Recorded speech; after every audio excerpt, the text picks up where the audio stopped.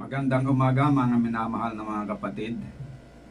Tayo po ay dadako na sa ating Divine Service message. Tapos na po kanina yung ating Sabbath School. Binigay ni Brother Samuel yung review lesson at si Brother Charles naman yung present lesson. Ngayon po mga kapatid, ang inyong lingkod ang magbibigay sa mensahe para sa Divine Service. At aking inaanyayahan po ang lahat nating mga tagapakinig sa radyo at mga kaibigan natin na naka-open ngayon sa kanilang Facebook na tayo po ay sama-sama na mag-aral ng salita ng Panginoon. Sama-sama po tayo na magpuri sa ating Panginoong Diyos at ihanda ang ating puso na tanggapin ang mensahe na kanyang ibibigay sa atin ngayong umaga. Sa atin pong pagpapatuloy, tayo po muna ay manalangin. Dakilang Diyos, sa kaitaasan po ng mga langit, sa umagang ito, narito kami, sama-sama na mag-aral ng iyong banal na salita, kahit hindi kami makapagtitipon sa simbahan dahil sa sitwasyon ng lockdown. Subalit salamat at meron kaming pagkakataon na magsama-sama pa rin sa pag-aaral ng inyong mga salita sa pamagitan po ng radyo at saka Facebook. Ihanda po ang puso ng bawat mga kapatid, mga kaibigan at mga kababayan na nakikinig ngayon na sana'y sila makaunawa ng maayos sa mensahe na ipaparating mo at sa ganon ay mangyari o maganap sa aming buhay ang iyong kalooban. Pagpatawad mo ang aming mga kasalanan, ito ang ating dalangin sa pangalan ng Panginoong Jesus. Amen. So noon pong Sabado na nakalipas, pinag-aralan natin ang tungkol doon sa mabuting balita o magandang balita ng pag-akyat ni Kristo doon sa langit. Gayon, ang topic naman po na ating tatalakayin ngayon ay tungkol sa mabuting balita ng gawain ni Kristo bilang saserdote o mataas na pari doon sa langit. Ayan. So, dito po, pagpumanhin sa mga Tagalog, no, dahil dito ay English na po lahat ang ating mga quotation sa Bible. Although at saka mas marami din yata English na gagamitin dito sa paglilinaw, no? So nawa po bigyan kayo ng Panginoon ng makalangit na pangunawa na upang kahit po English ang babasahin natin ay maintindihan ninyo. At sikapin ko rin po na medyo i-translate bahagya, no? So ayon sa Hebrews chapter 8 verse 1, sinasabi dito na meron po tayong mataas na saserdote o pari doon sa langit. Sabi sa English, "Now of the things which we have spoken, this is the sum. We have such an high priest who is set on the right hand of the throne of the majesty in heavens." So malinaw po ang sinasabi dito na meron daw po tayong isang mataas na saserdote na nakaupo doon sa kanang kamay ng luklukan ng Diyos sa langit. Sino po kaya ito mga kapatid, no? Itong ating mataas na saserdote. Sa Hebrews chapter 5 verse 14 sabi, "Seeing then that we have a great high priest that is passed into the heavens, Jesus, the Son of God, let us hold fast our profession." So sino po yung tinutukoy dito na ating high priest na nandun sa langit? Ito po ay walang iba kundi ang ating Panginoong Jesus. At ito si Panginoong Jesus, hindi po tao ang pumili sa kanya na magiging saserdote, kundi siya po ay talagang tinawagan. He was appointed by God the Father to become the high priest. Mababasa po natin ito sa Hebrews chapter 5 verse 4 to 6. "And no man taketh this honor unto himself, but he that is called of God, as was Aaron, So also Christ glorified not himself to be made an high priest, but he that said unto him, Thou art my son, today have I begotten thee. And he said also in another place, Thou art a priest forever after the order of Melchizedek. So tulad daw po ni Aaron, na siya po ay hinirang, pinili talaga ng Panginoon na magiging saserdote, ganon din po si Jesus. Siya po ay pinili upang magiging saserdote after the order of Melchizedek. Okay. So, ano po, bakit kaya naman pinili? Anong nagiging qualification ni Jesus Christ upang siya ay piliin ng Panginoon na tumayo bilang saserdote? Yan, basahin po natin. Hebrews chapter 4 verse 14 and 15 sabi, Seeing then that we have a great high priest that is passed into the heavens, Jesus the Son of God, let us hold fast our profession. For we have not an high priest which cannot be touched with the feeling of our infirmities, but was in all points tempted like as we are, yet without sin. So yan po ang unang reason bakit siya ay naging karapat-dapat na hirangin ng Diyos, piliin ng Diyos na tumayong ating tagapagligtas, sapagkat siya po tinukso sa lahat ng mga bagay, subalit siya po ay walang kasalanan. At another reason is found in Hebrews chapter 5 verse 1. Sabi, For every high priest taken from among men is ordained of men in things pertaining to God. So, ang qualification daw po ng magiging high priest dapat galing sa tao. Si Kristo naging tao, kaya na-qualify siya. So, yun nga dito ang isang reason kung bakit si Kristo ay nagkatawang tao, for the reason na upang ma-qualify siya na siya ay magtumayo na saserdote para sa tao, patungo sa Diyos. Kasi ang function pala ng saserdote, kung mag-represent sa tao, dapat tao siya. So, a priest represent the people before God.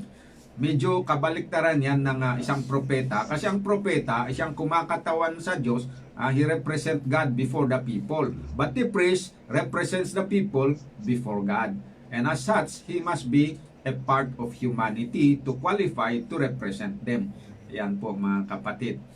So, siya po ay nagiging high priest dahil siya naging tao, at nung siya ay naging tao, nagiging masunurin siya sa kautusan, at siya po ay nagiging perfect sa kanyang pagsunod, kaya na-qualify siya. In other words, kung kahit siya naging tao, kung siya po ay nagkasala, hindi siya nag-ingat, nahulog sa kasalanan, hindi pa rin siya magiging pare para sa atin o representative natin. Hebrews 5:7-10 sabi, Who in the days of his flesh, when he had offered up prayers and supplication with a strong crying and tears unto him that was able to save him from death, and was heard in that he feared, though he were a son, yet learned he obedience by the things which he suffered, and being made perfect, he became the author of eternal salvation unto all them that obey him. Verse 10, Called of God and high priest after the order of Melchizedek, when Christ was formally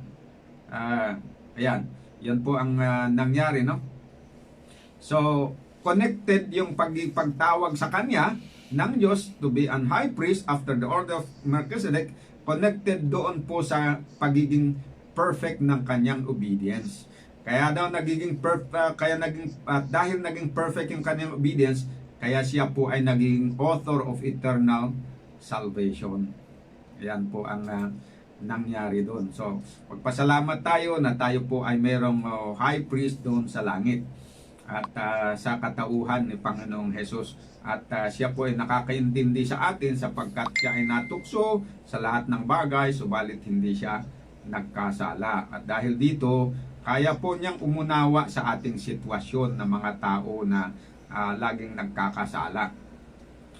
Alam nyo ba mga kapatid kung kailan siya formally na nag-take oath bilang saserdote? Kailan ginawa yung tinatawag na oath-taking niya. Pagluklok mismo sa kanya formally, may ginawang seremonya yan.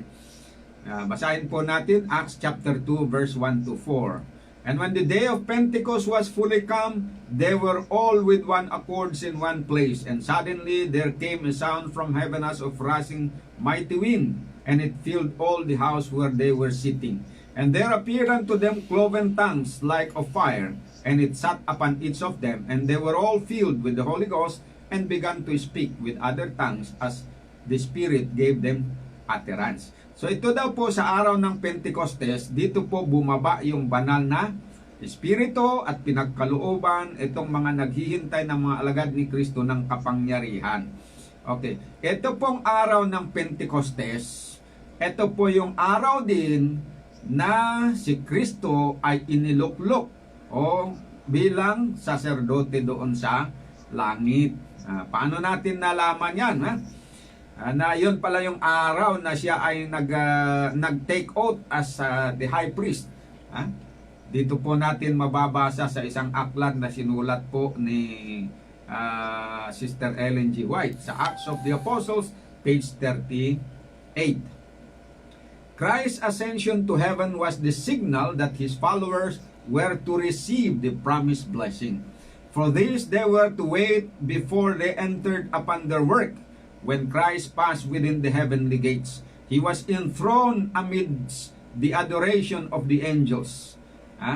As soon as this ceremony was completed, the Holy Spirit descended upon the disciples in rich current. Yan po ang connection ng Acts chapter 2 verse 1 to 4. Na on the day of Pentecost, doon pa yun ibinuhos ang banal na Espiritu. Pero tandaan natin na ayon dito sa Acts of the Apostles page 38, ibinuhos itong banal na Espiritu pagkatapos na nag-take oath si Jesus Christ as high priest doon sa langit. Yan.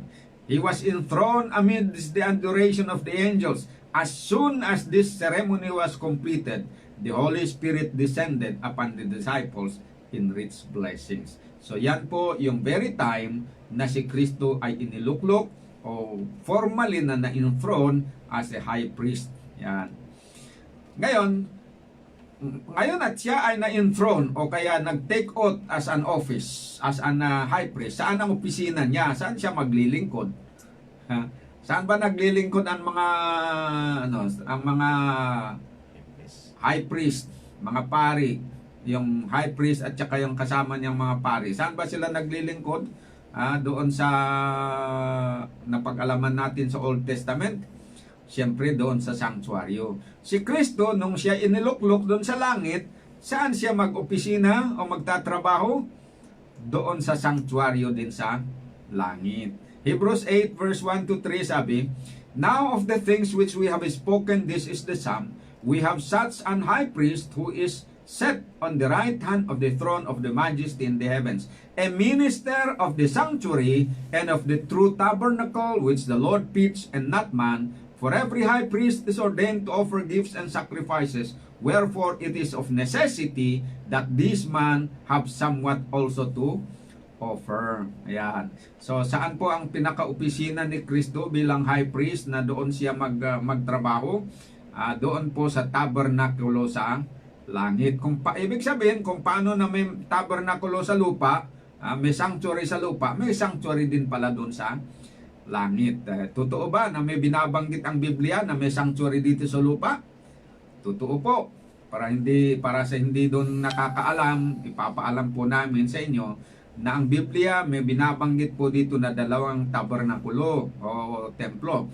Tabernakulo dito sa lupa na ang tao ay ang gumawa, at ang tabernakulo doon sa langit na ang Diyos ang gumawa, hindi tao. So si Kristo ay iniluklok na magtrabaho doon sa sanctuaryo sa langit bilang mataas na saserdote. Dito naman po sa lupa, ang pinakauna na saserdote dito sa sanctuaryo ay si Aaron. At dito po sa mababasa natin na tungkol dito sa earthly sanctuary, sa Hebrews 9 verse 1 to 5. Then verily the first covenant had also ordinances of divine service and a worldly sanctuary. For there was a tabernacle made, the first, wherein was the candlestick and the table and the shewbread, which is called the sanctuary. And after the second veil, the tabernacle, which is called the holiest of all, which had the golden censer and the ark of the covenant overlaid round about with gold. So yan po ang bali description ng earthly sanctuary. Na doon po pinaglilingkuran ng mga tao dito sa lupa. Pero si Kristo, doon po sa heavenly sanctuary naglilingkod. Okay. Nung siya po ay nandito sa lupa, hindi siya pinayagan na maglingkod bilang saserdote o pari dito sa lupa. May dalawang rason yan kung bakit. Unang-una, sabi sa Hebrews 8 verse 4, because there are other priests to perform the work. Ayan, basahin natin. For if he were on earth, he should not be a priest, seeing that there are priests that offer gift according to the law. Ayan. So, nung siya po ay nandito sa lupa, hindi siya ginawang saserdote sa sanctuaryo dito sa lupa dahil merong mga priest na gumaganap sa gawain ng saserdote. At ikalawa, Hebrews 7 verse 14, sabi kasi dito, for it is evident that our Lord is sprung out of Judah, of which tribe Moses spake nothing concerning the priesthood. Yung family lineage kasi ni Jesus Christ ay doon sa lipi ni Judah, hindi kay Levi. Ngayon, ang karapatan na magiging pari dito sa lupa ay ibinigay doon sa lipi ni Levi. Si Jesus Christ nandun sa hanay ni Judah, kaya hindi siya pwedeng magiging pari sa sanctuaryo dito sa lupa. Mga Levites lang ang pwede dyan, tulad ni Aaron. Si Kristo disqualified siya doon. Kaya nung siya naman ay ginawa na high priest, hindi na ibinase doon sa natawag na Aaronic priesthood. Kasi disqualified siya doon dahil hindi naman siya sa tribo ni Levi, kundi kay Judah. Kaya ginawa ng Panginoon siya na saserdote doon sa based on the Melchizedek priesthood. Ayan. Hindi batay doon sa Aaronic priesthood. Ngayon, itong earthly sanctuary na binabanggit natin kanina na pinaglilingkuran ng mga pari at saka yung priesthood, yung services nito, ay tinawag na halimbawa o figure of the ministry in the heavenly sanctuary. Yan po. Basahin natin ang Hebrews 9 verse 2 to 4. Huwag natin kalimutan yan Yung sanctuary dito sa langit, yung mga serbisyo dito ay siya ang maglalarawan doon sa heavenly sanctuary. Para maintindihan natin kung ano ba yung purpose ng heavenly sanctuary at saka kung ano yung mga nangyayari doon, yung mga services, hindi naman natin nakikita yon. So binigay itong earthly sanctuary, pag-aralan natin dito para maintindihan natin kung ano yun naman yung ginagawa doon sa heavenly sanctuary na hindi nakikita. Ayan po. At yan ang tinawag dito na example o kaya figure. Basahin natin, Hebrews 9 verse 2 hanggang sa 12.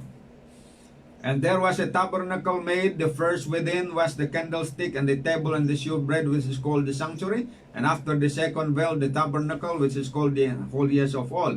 Ngayon, dito mag-jump tayo para hindi maubos yung oras natin. Dito na tayo sa verse 8. And the Holy Ghost is signifying that the way into the holiest of all was not yet made manifest, while the first tabernacle was yet standing, which was a figure for the time then present, in which were offered both gift and sacrifices that could not make him that which did the service perfect as pertaining to the conscience. Yan. So, itong first tabernacle na nandito sa lupa noon, it is the figure of the time then present, na kung saan dito sa tabernakulo dito sa lupa, nag-o-offer sila ng mga sacrifices, gifts and sacrifices. Ayan ang parang salaminan. shadow or figure of the time then present. Meaning to say, yung present na kung saan si Kristo na ay nailuklok bilang saserdote doon sa langit after the order of Melchizedek. Okay, but Christ being common high priest of good things to come by a greater and more perfect tabernacle not made with hands, that is to say, not of this building. So itong first tabernacle, ito ang figure of the tabernacle which is sinabi dito, a greater and more perfect tabernacle not made with hands, that is to say, not of this building. Panginoon ang gumawa yan. Ayan, so nakita ninyo yung pong earthly sanctuary is a figure, symbol, representation or example of the sanctuary in heaven na kung saan nandun si Kristo na nagminister. Okay, so ano ang nagiging figure? Yung building mismo dito, ibig sabihin, okay, may comments dito na gusto kong basahin sa inyo. Comments ni E.J. Wagoner.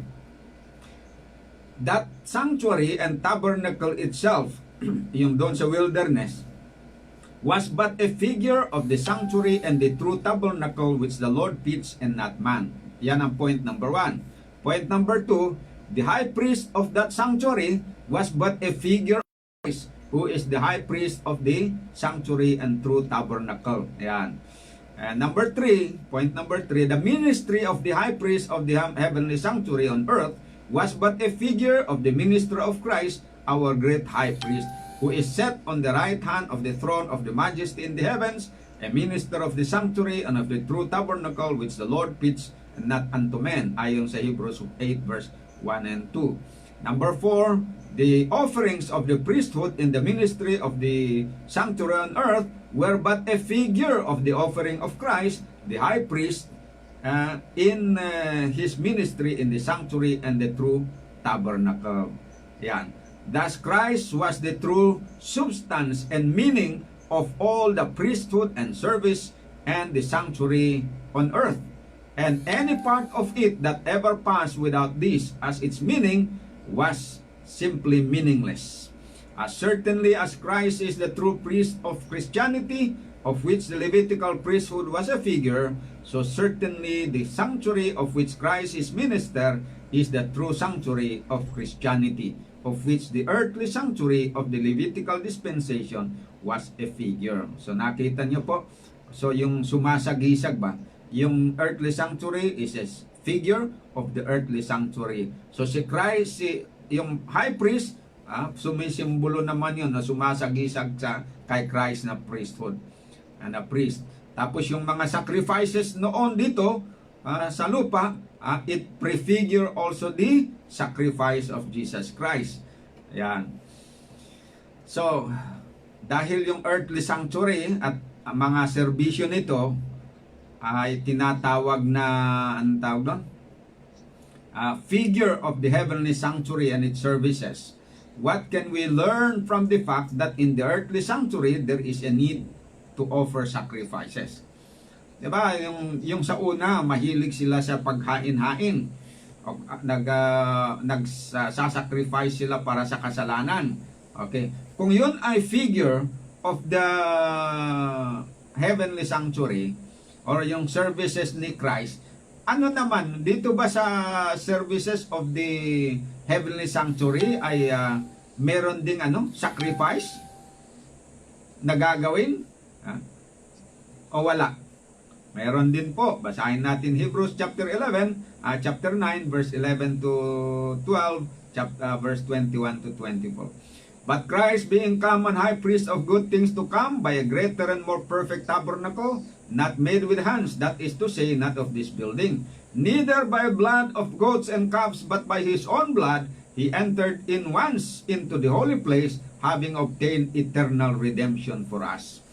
21. Moreover, he sprinkled with blood both the tabernacle and all the vessels of the ministry. And almost all things are by the law purged with blood, and without shedding of blood there is no remission. It was therefore necessary that the patterns of things in the heavens should be purified with this, but the heavenly things themselves with better sacrifice than this. For Christ is not entered into holy places made with hands, which are the figures of the true, but into heaven itself, now to appear in the presence of God for us.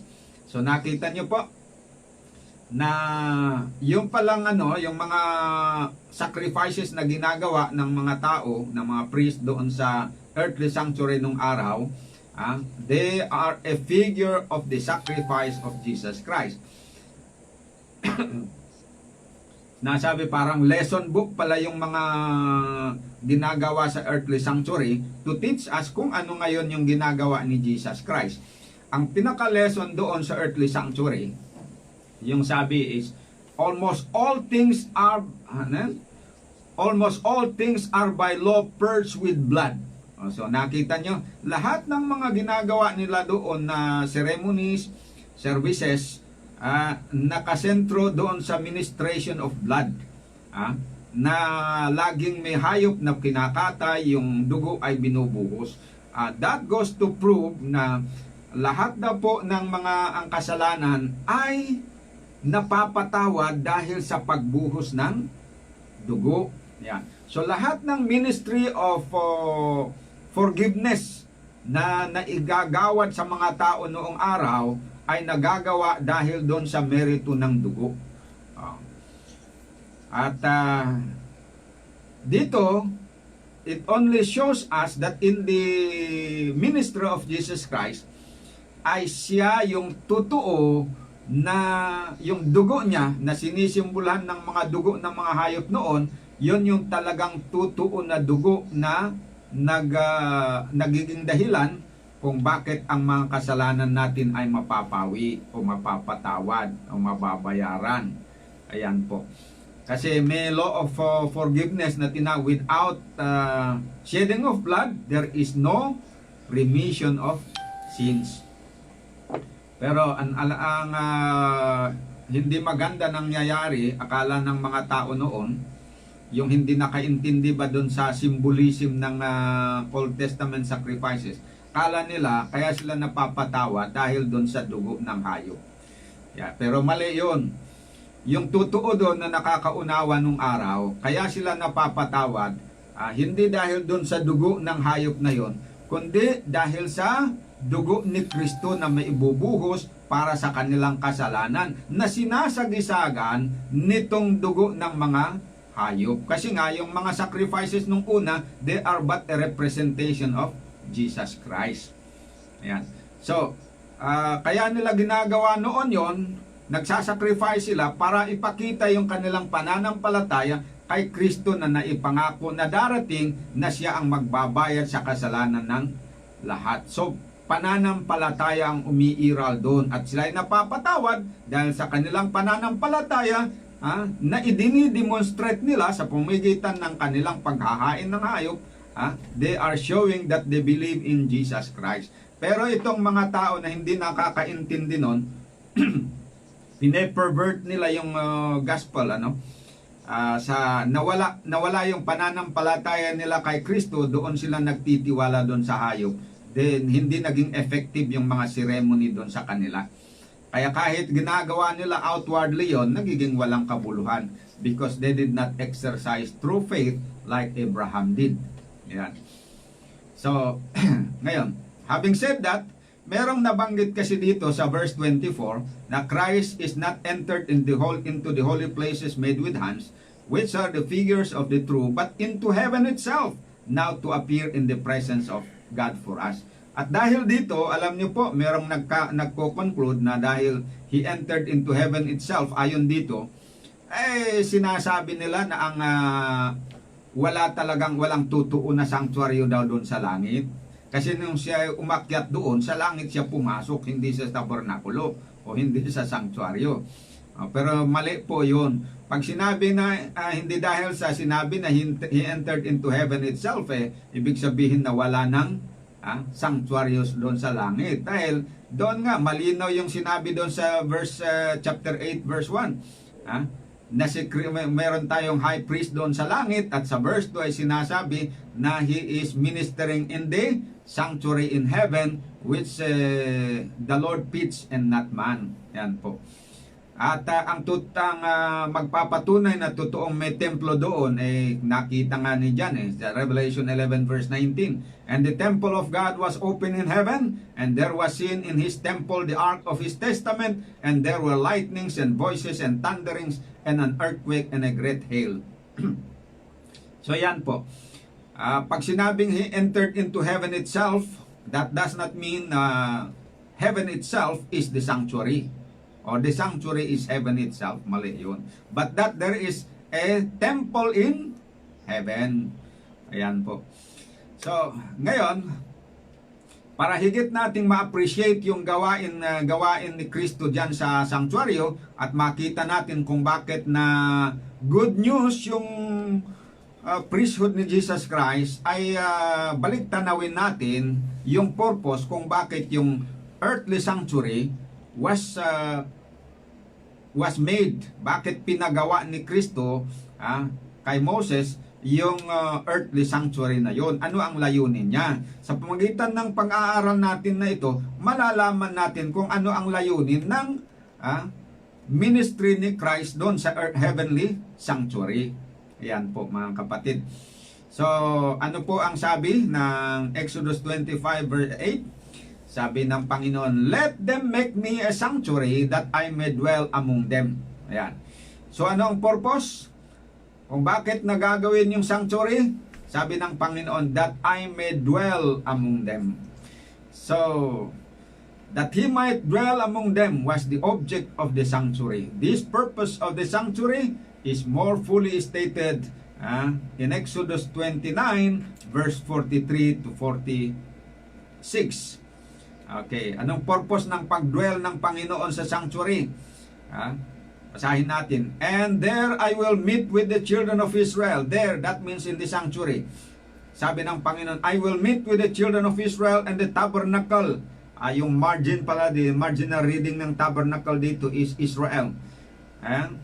So ulitin ko and then I will read the Israel instead of tabernacle. And there I will meet with the children of Israel, and Israel shall be sanctified by my glory. And I will sanctify the tabernacle of the congregation and the altar. I will sanctify also both Aaron and his sons to minister to me in the spirit in the priest office. And I will dwell among the children of Israel and will be their God. And they shall know that I am the Lord their God that brought them forth out of the land of Egypt, that I may dwell among them, and I am the Lord their God. So ano ang pinaka-purpose doon? Bakit sinabi na gagawin nila ang sanctuary? So that God may dwell among them, not only through the sanctuary, but that He should, anong purpose ng pagdwell ng Panginoon among them?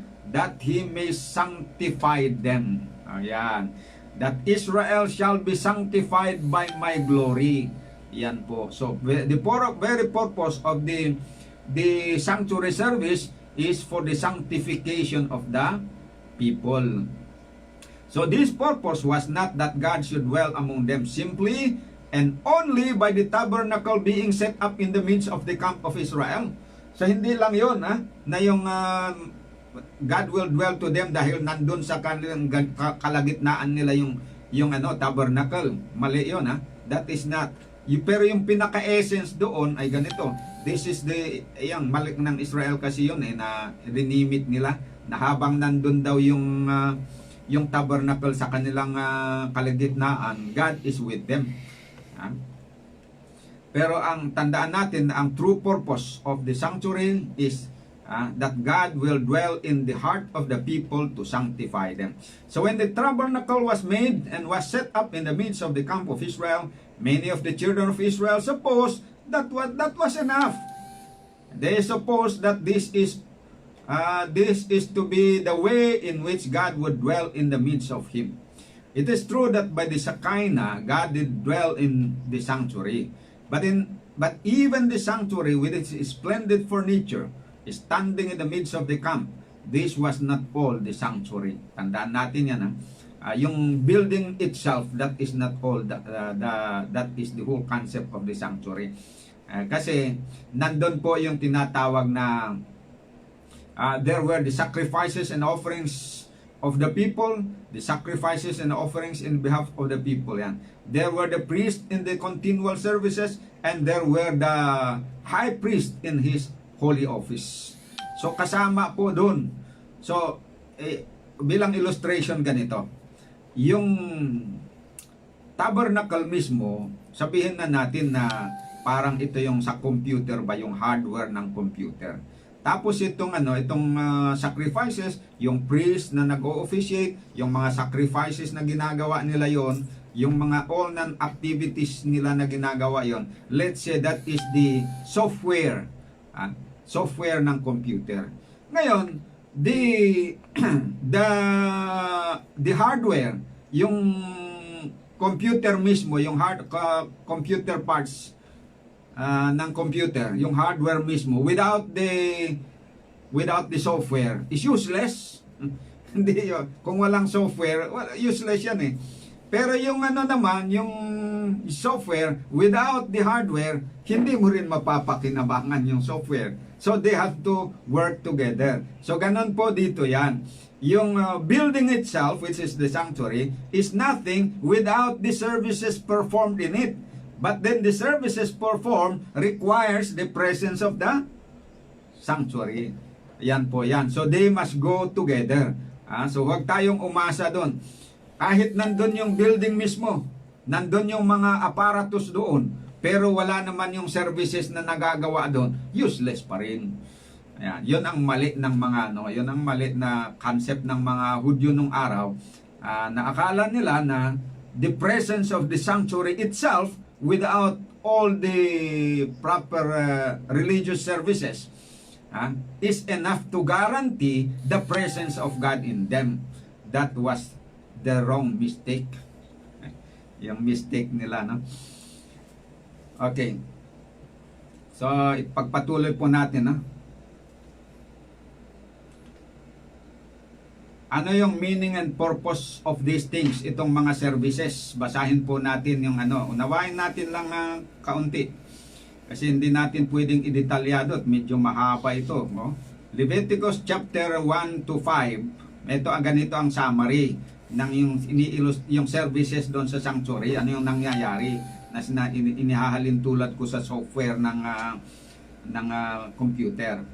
When any of the children of Israel had done somewhat against any of the commandments of the Lord concerning things which should not be done, and they were guilty, then of his own voluntary will, he brought to the door of the tabernacle his sacrifice. Ibig sabihin dito na kapag ang isang tao ay nagkasala at nalaman na siya nagkasala, magdadala po siya ng hayop, sin offering doon sa sanctuary.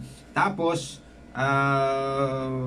ipapatong niya ang kanyang kamay doon sa hayop, i-confess niya yung kasalanan na ako'y nagkasala ng ganito, tapos ako'y humihingi ng kapatawaran sa pamamagitan ng dugo ni Kristo. At nandito yung hayop na kumakatawan sa dugo ni Kristo na ito, aking papatayin to signify my faith, para ipakita ko yung pananampalataya ko na ako'y nananampalataya na sa pamagitan ng merito ng dugo ni Kristo na maibubuhos, ako ay mapapatawad. So yun yung symbolism ng yung sacrifice. Pagkatapos siya mismo ang papatay doon sa kakatay doon sa hayop. Pagkatapos doon, tapos na yung pagkinatay na niya, tapos na yung trabaho niya. Papasok naman ngayon yung trabaho ng pari. Kukunin naman niya yung dugo, tapos ipapasok niya doon sa tabernacle. Gagawin po niya yung ceremony. Yan po.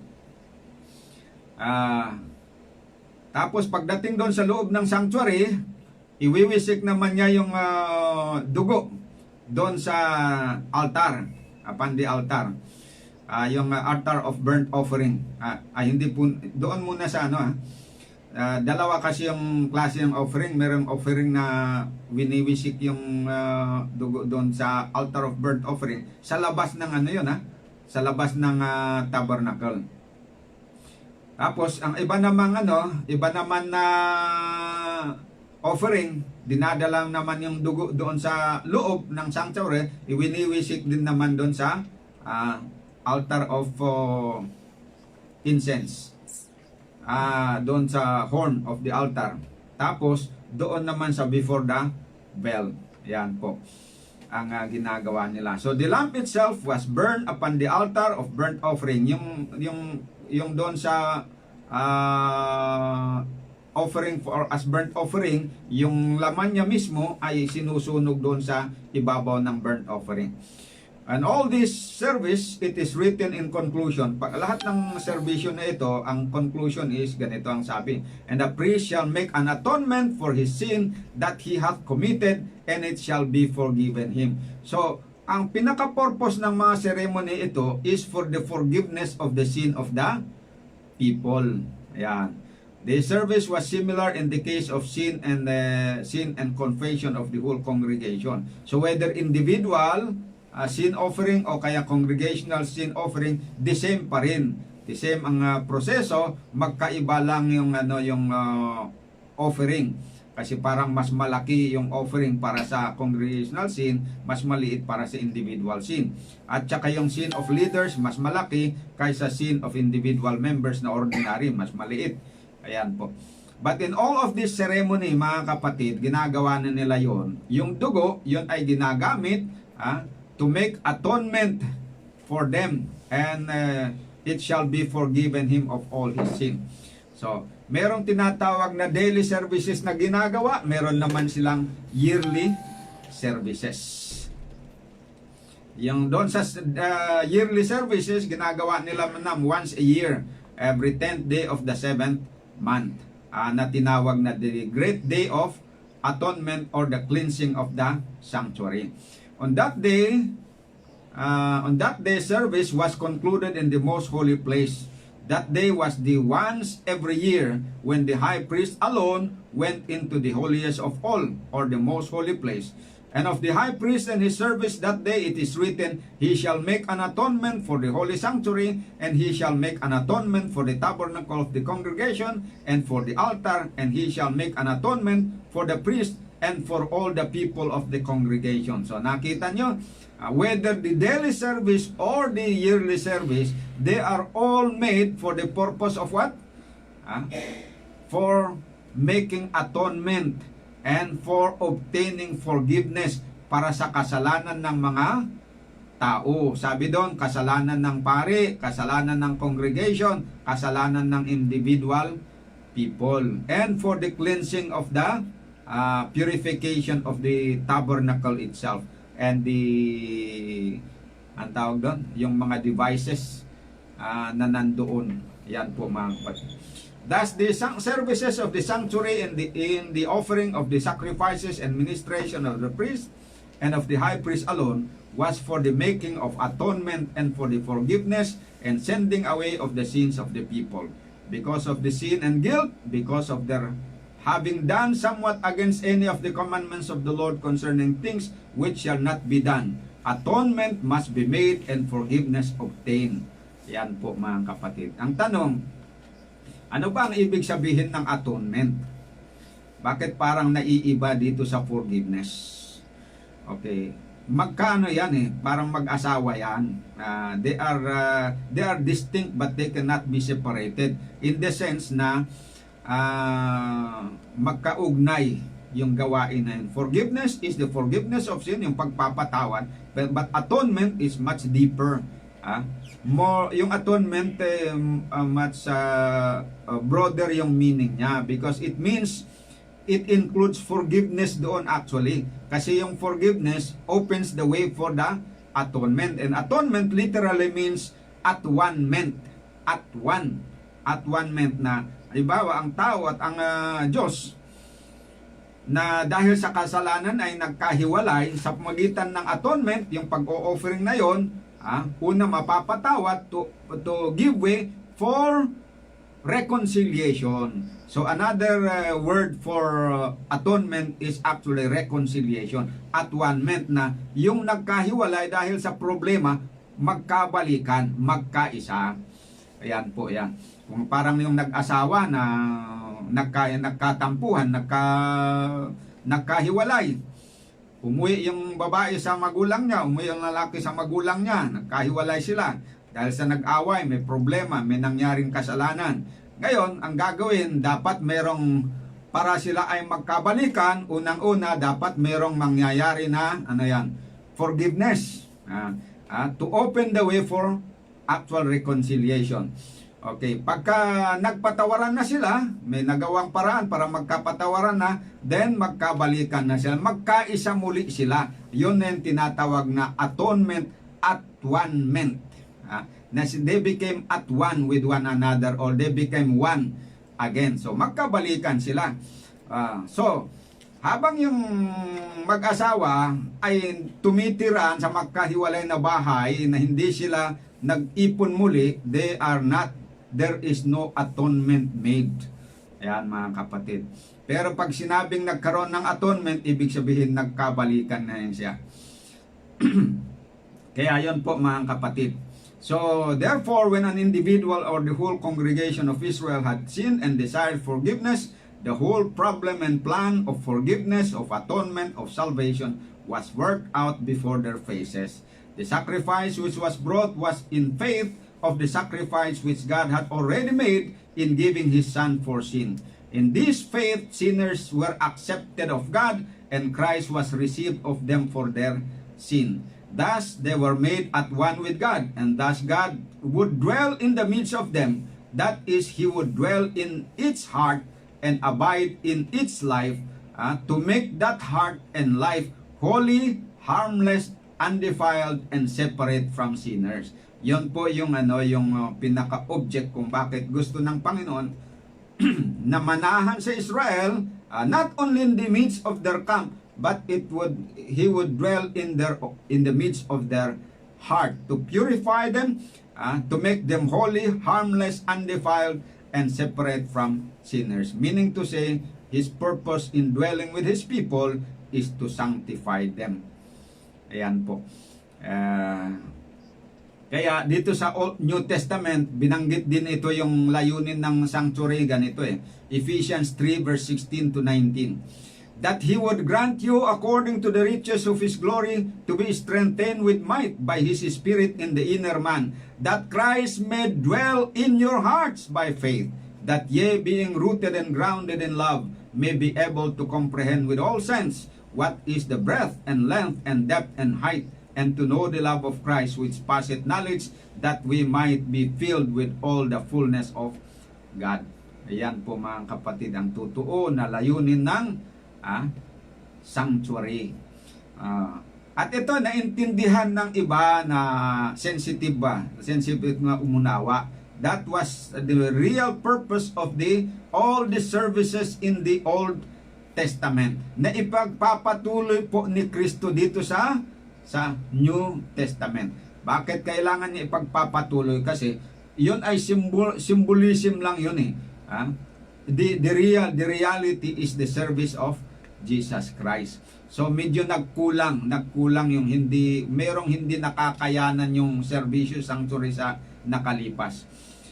It could not bring the services into perfection, whereas the ministry of Jesus Christ is not only just to sanctify them, but to their sanctification should be complete and perfect. Ayan. Pero the same pa rin, sanctification pa rin po ang purpose niyan. Babasa natin yan sa Hebrews chapter 3 verse 17 to 19. Alam nyo, ang mistake ng mga Hudyo doon is nagiging formal yung kanilang worship. Many of Israel, many of those people in Israel have missed the very idea and purpose of the sanctuary, and is stopping only with the thought of His dwelling in the tabernacle in the midst of the camp. Na para bang doon lang sila nag-focus doon sa presence of God in their midst, because of the presence of that tabernacle, na they did not go beyond and to understand that it means deeper than that is the purpose of God in dwelling in their hearts, to sanctify their life. Yan, and make them holy. So because of that, their worship became only outward and formal rather than inward and spiritual. Therefore, their own lives continued unreformed and unholy. And so those who came out of Egypt missed the great things which God had made them, and failing in the wilderness. Why? Because they did not exercise faith in Christ beyond the sacrifices that they were performing in the sanctuary. Yeah. So the same mistake was made by the people even after they passed into the land of Canaan. Ganon din. Nung pumunta sila doon sa Canaan, they continue with the formal worship. They did not internalize the message and the true meaning of the sanctuary. Kaya nagkaroon ng malaking problema.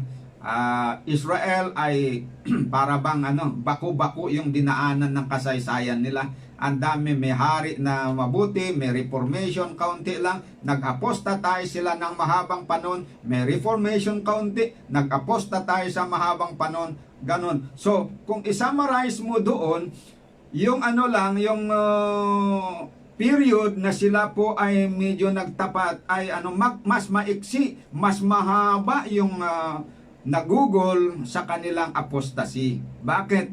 Because they miss the purpose and essence of the sanctuary that God has given them. And those who are performing it were doing it just for formality's sake. Hindi nila ini-internalize. And they did not invite God to dwell in their hearts to sanctify their life and soul. Ayan po mga kapatid. So, ang nangyari sa time ni Jeremiah, winarningan sila, they were destroyed. They were destroyed. Pero bakit na-destroy sila? Why were they destroyed and why were they brought to Babylon? Because they did not learn their lesson. They did not let God dwell in their hearts. And their worship was only formal. Kaya nga sabi dito, Amos chapter 5 verse 12 to 24, I despise your feast days, and I will not smell in your solemn assemblies. So yung mga round of ceremonies na ipinagpapatuloy nila, although in the beginning was a sweet smelling savor, ang sabi doon sa harapan ng Panginoon, nagiging dahil nagiging formal na lang, ay hindi na sweet smelling favor yon. Favor? Or flavor. Ayan.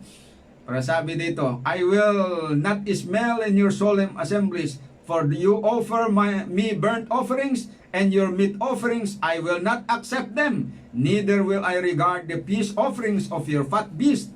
Take thou away from me the noise of the songs, for I will not hear the melody of thy idols, but let judgment run down as waters, and righteousness as the mighty stream. Okay, ngayon sa time naman ni Isaiah, sabi naman niya dito sa Isaiah 1 verse 10 to 18, hear the word of the Lord, ye rulers of Sodom, give ear unto the law of our God, ye people of Gomorrah. To what purpose is the multitude of your sacrifices unto me? Saith the Lord, I am full of the burnt offerings of rams, and the fat of fed beasts, and I delight not in the blood of bullocks, or of the offerings of rams, and the fat of fed beasts.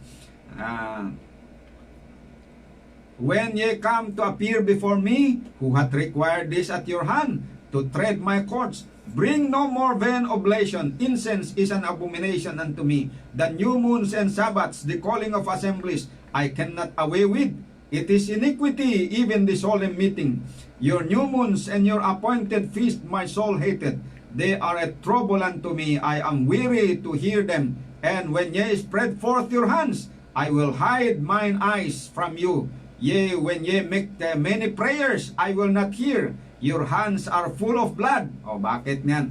Bakit itong appointed feast na tinuro naman niya na dapat nilang gawin, bakit hindi katanggap-tanggap kahit ginagawa ng mga tao? Because ginagawa nila yan for formality's sake lang. But then their hearts are full of evil, and their hands are full of blood. Kaya sabi niya, wash you, make you clean, put away the evil of your doings from before mine eyes. cease to do evil, learn to do well, seek judgment, relieve the oppressed, judge the fatherless, plead for the widow, and come now and let us reason together. Though your sins be as scarlet, they shall be as white as snow. Though they be red like crimson, they shall be as wool. Ibig sabihin, kung ang mga kasalanan pala ay ini-entertain natin ang kasalanan sa ating puso, yung mga outward worships natin, kagaya ng kahit nag-o-offer ka pa ng lambs, ginagawa mo yung formal na worship na yon, that will become an abomination in the sight of God. Kaya ang mas interesado niya is yung heart service na tinatawag, at saka yung pagpapahinto sa paggawa ng kasalanan. Yan. At hindi lang sa Juda, maging sa Israel, ganon din ang ginawa ng Israel. Kaya nga ang Israel nauna pa yon na naging bihag, naunang nasira bago ang Juda. Si Jeremiah, sinabi din niya, tignan natin sa Jeremiah 7:8-19. Sabi doon, behold, ye trust in lying words that cannot profit.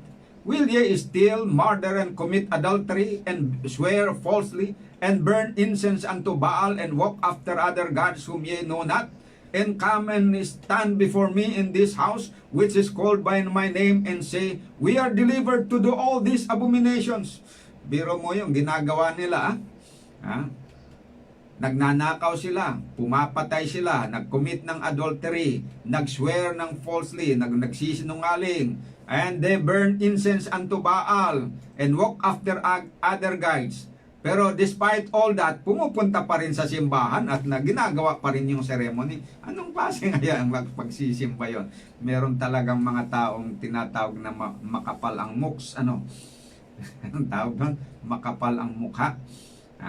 Na parang wala lang, hindi nakokonsensya, hindi nababagabag ang konsensya. Kahit gumagawa ng maraming mga kasalanan pero pa rin pag umaawit sa simbahan, akala mo banal pa rin, ang ganda-ganda pa rin. Parang artistang umaawit na excited kahit na yung pamumuhay niya hindi tama. Pero anong sabi ng Panginoon dito? Ito yung sa mga Israel na gumagawa ng ganito, hindi siya nasisiyahan. Kaya maging yung kanilang simbahan, hindi siya nasisiyahan. And this house which is called by my name became a den of robbers, and in your eyes, behold, even I have seen it, said the Lord.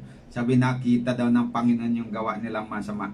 But go ye now unto my place, and which was in Shiloh, where I set my name at the first, and see what I did for it, for the wickedness of thy people Israel. And now, because ye have done all these things, saith the Lord, I spake unto you, rising up early and speaking, but ye heard not, and I called you, but ye answered not. Therefore I will do unto this house, which is called by my name, wherein ye trust, and unto the place which I gave unto you and to your fathers, as I have done to Shiloh. Ang ibig niyang sabihin, kung ano yung ginawa ko sa Shiloh, gagawin ko rin dito sa lugar ninyo, sa Jerusalem na ito, sa inyong templo.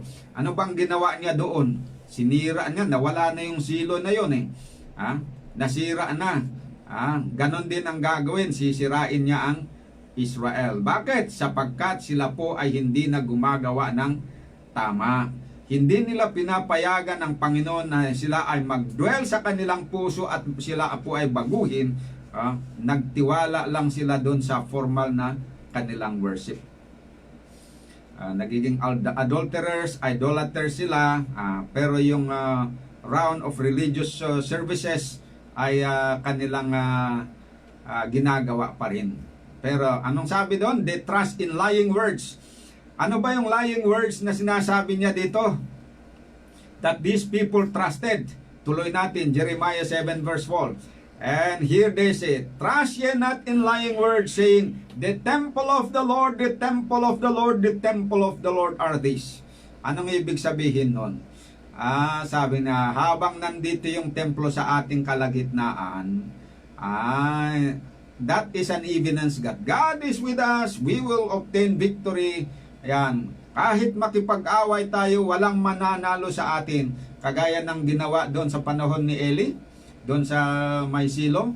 Di ba si Eli, merong dumating na kaaway. Ano ang ginawa ng mga anak ni Eli?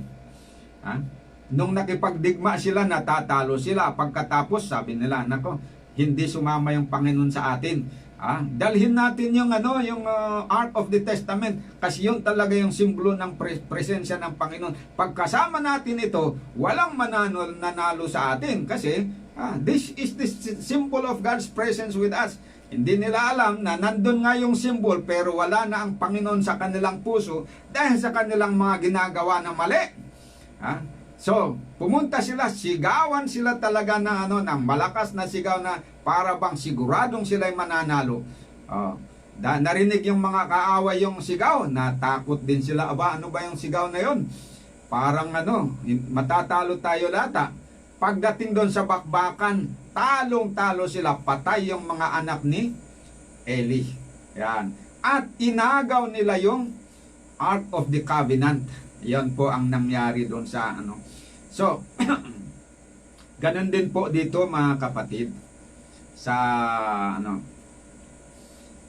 nangyari sa Israel. Nagtiwala sila sa templo. Hindi sila nagtiwala doon sa essence ng ng templo na yon. That is just a place to symbolize the presence of God.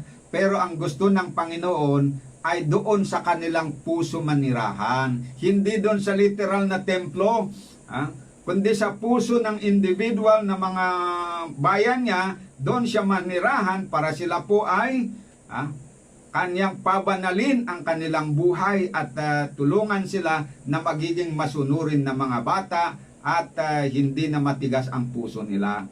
Yan po ang pinaka-purpose ng sanctuaryo, kung bakit na-institute yun. So that through the services, they may learn to exercise faith in God, and that He may dwell among them to sanctify their hearts and make them live a life that is fully satisfactory before God. Ayan. Pero hindi po nila nakuha yung point na yon, na pervert nila yung purpose na yon. So, yan po ang magbibigay sa atin ng idea kung ano ang pinaka-purpose din ng ministry ni Jesus Christ. Ano ang pinaka-purpose ng ministry of Jesus Christ? That through the sacrifice of Jesus Christ, through the mediation of Jesus Christ in the most holy place, God may dwell in our hearts to sanctify us and make us holy. Make us to stop committing sin and learn to do good. Yun yung pakiusap niya doon sa mga Israel nung araw through Isaiah. Ano po yung sinabi niya doon? Basahin natin uli yung pakiusap ng Panginoon. Come now and let us reason together, saith the Lord. Though your sins be as scarlet, they shall be as white and as snow. Though they be red like crimson, they shall be as wool. And then earlier he said, sabi na, wash you, make you clean, put away the evil of your doings from before mine eyes. Cease to do good, cease to do evil, learn to do good. Seek judgment, relieve the oppressed, judge the fatherless, plead for the widow. Ayan. And then sabi niya, come now, let us reason together. Though your sins be as scarlet, they shall be as white as snow. So the same case din ang pleading ni Jesus Christ. So without further explaining all the details of the ministry of Jesus Christ, dahil wala po tayong panahon ngayon, maybe some other times, i-conclude natin ang ating pag-aaral ngayon dito sa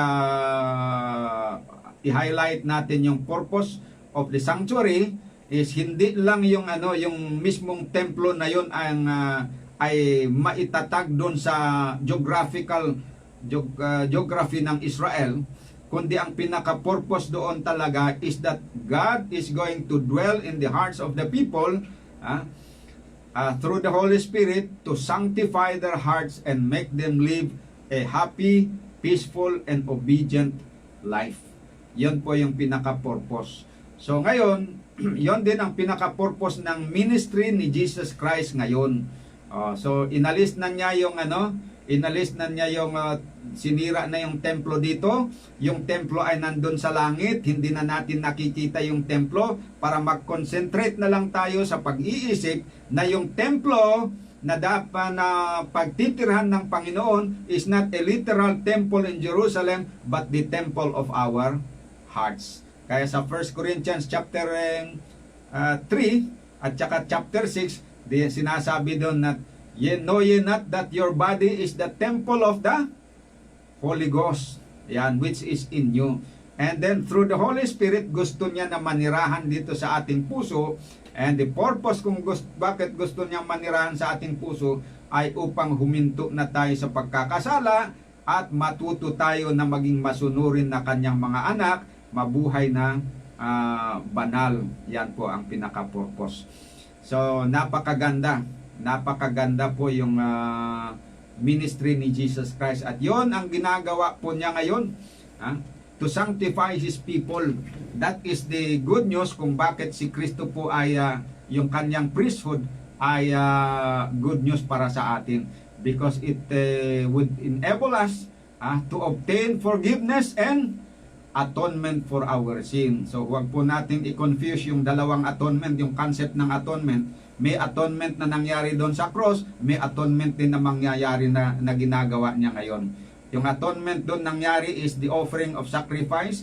So by that we have our sins have been paid, and we are legally reconciled to God, legally by paper, and we are translated from the kingdom of darkness to the kingdom of Jesus Christ. But that should be actually be experienced, na tayo mismo ngayon, tinatawagan ng Panginoon na tayo na kanyang binayaran, tinubos sa pagitan ng kanyang dugo. Dapat actual po tayo na makipagbalikan kay Kristo ngayon, sa pagitan po ng ating pag-acknowledge ng ating kasalanan para mapatawad, and by surrendering ourselves to be adopted into the family of God as sons of God, and then by being offering our body as a living sacrifice unto God, acceptable, which is our reasonable worship. Yon po ang Romans chapter 12 verse 1. Yan po ang panawagan ng Panginoon.